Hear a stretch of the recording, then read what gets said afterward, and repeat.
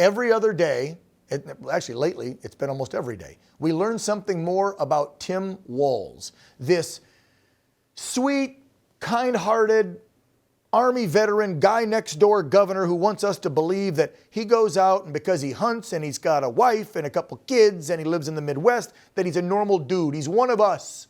He's not a communist. He's not a traitor. But then I keep hearing about all these connections. So what did you find out in your research of Mr. Tim Walz? Fill us in, please. Yeah, thanks, Dan. And, let's play a game because let's remember, Tim Walz has only been the nominee for 2 weeks. Yep. So under investigation by a House committee, thanks in part to research by the Government Accountability Institute. Thank you. A history with substance abuse, controversial exit from the military, and Chinese business ties. Yep. Who are we talking about? Are we talking about Vice Presidential nominee Tim Walz, or are we talking about Hunter Biden?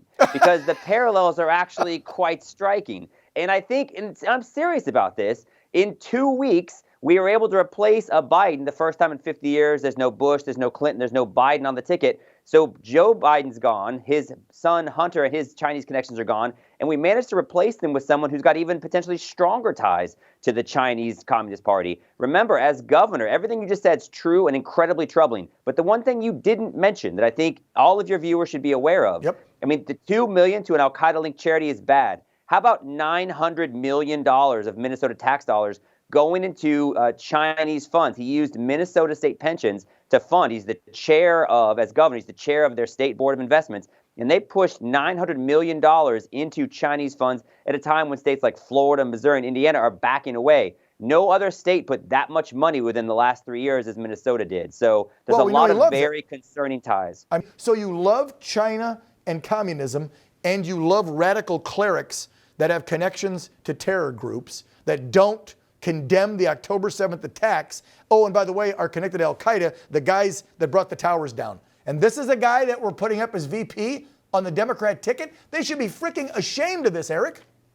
I think his quote was, as one teacher, I know a master teacher when I see one. So he was very complimentary and laudatory of this radical Islamic linked person. And don't forget, you mentioned the Chinese ties. Just really quickly, his wedding anniversary is on the 5th anniversary of the Tiananmen Square massacre. I mean, that's how connected this guy is to the heart of everything that's wrong with communist China. And so now he's then, he's lauding, he's attending events. He's attended events sponsored by communist China. He's attended events where this cleric was speaking. He's now sent $2 million of taxpayer dollars in Minnesota to groups linked to Al-Qaeda. Worse than that, as governor, he helped oversee this insane inflation of up to $250 million worth of fraud, money that was supposed to go to feed poor kids. I saw that. Ended up in Somali-linked groups that were supposed to feed people, but actually ended up making all the food disappear.